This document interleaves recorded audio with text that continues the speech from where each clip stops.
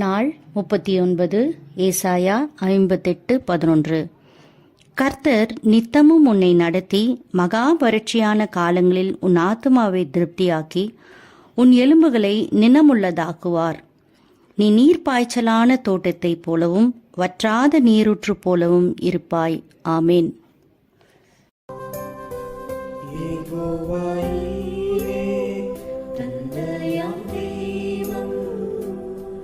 நீ மாத்திரம் போதும் எனக்கு. யெகோவா ராஃபா, சுகம் தரும் தெய்வம். உம் தழும்புகளால் சுகமானோம். யெகோவா ஷம்மா, என் கூட இருப்பீர். என் தேவையெல்லாம் சந்திப்பீர். நீ மாத்திரம் போதும், நீ மாத்திரம் போதும், நீ மாத்திரம் போதும் எனக்கு. நீ மாத்திரம் போதும், நீ மாத்திரம் போதும், நீ மாத்திரம் போதும் எனக்கு. கிறிஸ்துவுக்குள் அருமையானவர்களே, இன்றைய நாளின் சிந்தனை தலைப்பு நம்மை திருப்தியாக்குகிற கர்த்தர். அவர் நம்மை எப்படி திருப்தியாக்குகிறார்? 3 சிந்தனைகள். முதலாவது, அவர் நன்மையினால் திருப்தியாக்குகிற கர்த்தர். எரேமியா 31:14. ஆசாரியர்களின் ஆத்துமாவை கொழுமையானவைகளினால் பூரிப்பாக்குவேன். என் ஜனங்கள் நான் அளிக்கும் நன்மையால் திருப்தியாவார்கள். சங்கீதம் 65:4. உமது வீட்டின் நன்மையால் திருப்தியாவோம் என்று வேதம் சொல்கிறது. இரண்டாவது, அப்பத்தினால் திருப்தியாக்குகிற கர்த்தர். சங்கீதம் 132:15.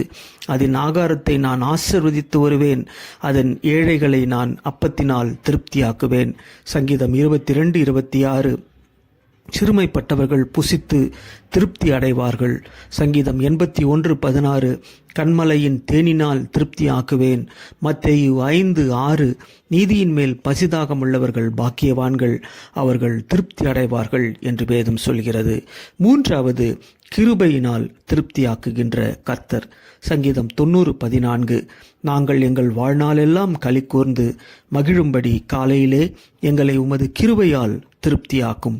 சங்கீதம் 17:15. நானோ நீதியின் உம்முடைய முகத்தை தரிசிப்பேன், விழிக்கும் பொழுது உம்முடைய சாயலால் திருப்தியாவேன். சங்கீதம் 36:7-8 தேவனே, உம்முடைய கிருபை எவ்வளவு அருமையானது, உமது ஆலயத்தில் உள்ள சம்போரத்தினால் திருப்தி அடைவார்கள் என்று வேதம் சொல்கிறது. எனவே நம்மை நன்மையினால், நம்மை அப்பத்தினால், நம்மை கிருபையினால் திருப்தியாக்குகின்ற கர்த்தரை நாம் முழுமையாய் சார்ந்து வாழ்வோம். அவருடைய கிருபைகளை நாம் முழுமையாய் பெற்றுக்கொள்வோம். எங்கள் அன்பின் ஆண்டவரே, நீர் தந்த இந்த நல்ல நாளிற்காக நன்றி செலுத்துகின்றோம். எங்களை வாழ்க்கையிலே நீர் உம்முடைய கிருபைகளினாலே, உம்முடைய நன்மையினாலே, உம்முடைய அப்பத்தினாலே எங்களை அனுதினமும் போஷித்து வழி நடத்துகிறதற்காக நன்றி செலுத்துகின்றோம். தொடர்ந்து இந்த நாளிலே நீர் எங்களை திருப்திப்படுத்தி உம்முடைய சமாதானத்தின் ஆசீர்வாதங்களினாலே எங்களை நிரப்பி பாதுகாத்துக் கொள்ளும்படியாய் எங்கள் அன்பின் ஆண்டவர் இயேசுவின் திருப்பாத்திலே ஜெபித்து மன்றாடுகின்றோம். ஜீவனுள்ள நல்ல பிதாவே, ஆமேன்.